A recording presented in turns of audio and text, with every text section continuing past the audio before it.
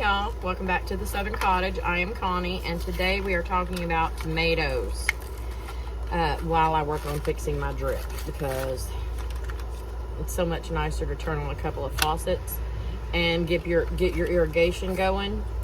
But what's not nice is when some of the parts come apart and water just goes spewing everywhere. We get some good watering, but yeah, now I have a hole in my raised bed from the water just shooting right down in it. Anyway, you have two different kinds of tomato plants, determinate and indeterminate. So determinate tomato plants only grow a determined size. So it'll tell you they get 4 to 5 feet or 3 to 4 feet. And they only put on a certain number of blossoms and fruit. Indeterminate will get as big as a house. I'm just kidding. They'll get big. I've had an 8-foot tomato plant before. They will keep growing as long as conditions are favorable, and they will just keep getting bigger and bigger and bigger and put on any number of blossoms and fruit, as long as it's not too hot or not too cold. So most tomato plants that you're going to buy are going to be indeterminate. And everything that we're going to talk about today, I don't grow determinate tomatoes. For one, I've not found a variety that I liked. And for another, I just never have. I just never have. I grow indeterminate. And I grow them quite close together. I try to do some square foot gardening. I don't follow it exactly, but I do try to get the most out of what space that I do have. And so I try to cram stuff in there. And to do that, and to keep your tomatoes healthy, and to get proper airflow, you have to single stem them. So today we're going to go through and, Casey, leave it alone. I heard something on the metal, it scared me. I found a snake over here before, and yeah, I'm a little leery. Anyway, we're going to go through and we're going to cut off armpits. I'm going to show you what those are, show you how to cut them, show you the right size to propagate, and take a good look at my tomatoes. Okay. There are two reasons to prune your tomato plants. For one, you can prune off the armpits to propagate, make whole new tomato plants. So, for instance, right here, if you can see, there is a leaf limb coming off here. This is an armpit, and this armpit can be cut off, rooted, and will create an entire new plant. Now, you could not do that to all of these, only the armpits. Now, I was really good whenever these first started going to come in and pick off all the armpits, because to have good airflow, you don't need all of these leaves. These tomatoes, there's tons of leaves, and there's a lot of armpits. I kind of started leaving them on so I could make this video, but it got a little bit out of hand. So now I'm having to come in and take care of that. But this right here is an armpit. And I'm going to come in and snip that whole thing off. Now, that is a viable piece. It actually has blossoms on it. Now, if I wanted to propagate this specific plant, which this one is a black creme. I would love to have more black creme. It is already too late in the season for me to do that, because once it gets above 90, I would say, your blossoms just start to fall off and you don't get tomatoes. There's scientific reason behind that. I don't know what that is. I actually watched a couple things. I kind of know, but I can't explain it because I'm not that familiar with it. But there's a reason for that. It's too late for me to make new tomato plants. Now, at the end of the season, if I have any that are still in good shape, that don't have any disease, then I will go in and cut an armpit and propagate it and try to have some tomatoes in the fall.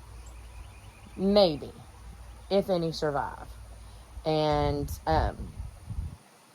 other than that, you just let this roots will form You see all these hairs?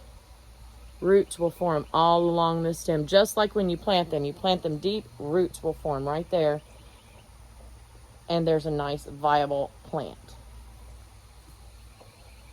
I have 50-something tomato plants. Not all of them are doing good. They are really not. Some of them are in horrible shape, but I have enough, which is why I always overplant, because I know some are not going to do well, and some are going to do fabulous. I try to guarantee myself a harvest. We all know that there's no guarantee. So when I come in to, y'all, this got out of hand. It got way out of hand because I was trying to wait to do this video. There's too much on here. So it's going to take me a bit to go in here and lace it out and cut off all the armpits. There's another one. That would make a beautiful cutting. I might go ahead and root them just to show you. So I'm going to go through this entire plant. And y'all, this whole stem right here is an armpit.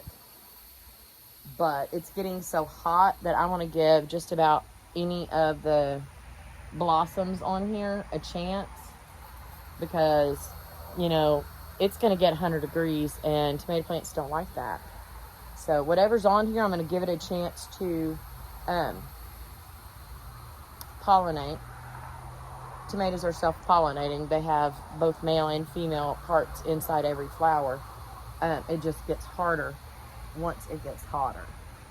So I'm going to leave as much as I can while lacing this out to give it enough airflow, because it's really humid where we are.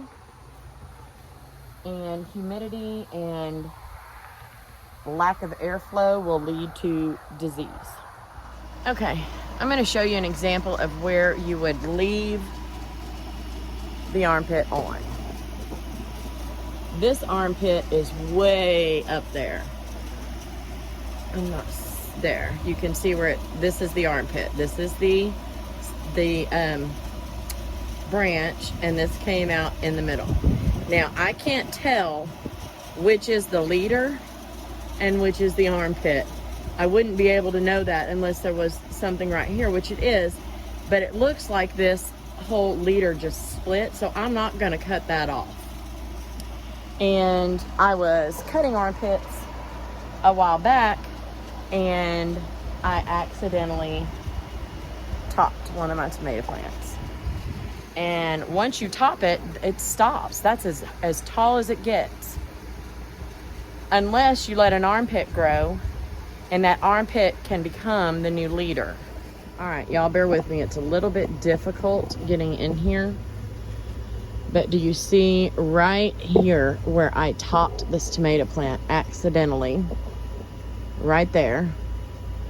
So it had an armpit, and I left it. Now this armpit is actually going to grow and be the new leader on this tomato. As I said, this is an indeterminate tomato, so it will continue to grow as long as your conditions are favorable. Okay, that is it. Short and sweet and to the point. So let's recap with my tomato tart green fingers. If you're a gardener and you grow tomatoes, you know exactly what I'm talking about. So, determinate tomatoes grow a determined height and put on a determined number of fruit. You do not want to prune those at all. You could be cutting off your harvest. Indeterminate grow as long as the conditions are favorable. And they will continue to put on blossoms and continue to put on fruit as long as it's not too daggum hot or too cold. Once it hits the 90s, I'm not saying that it is impossible, but it's a whole lot harder for those flowers to pollinate themselves. They are self-pollinating. So you can cut off the armpits to propagate. Right now, it's already hit almost 100 in my area a couple weeks ago, and we've got high 90s on the 10-day forecast. So there's just no way that I'm going to get anything to blossom and put on any amount of fruit for me.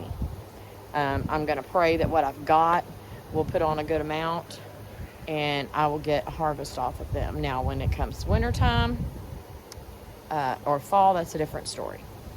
So anyway, y'all grow you some tomatoes, get you some tomato tar fingers, and I'll see y'all soon.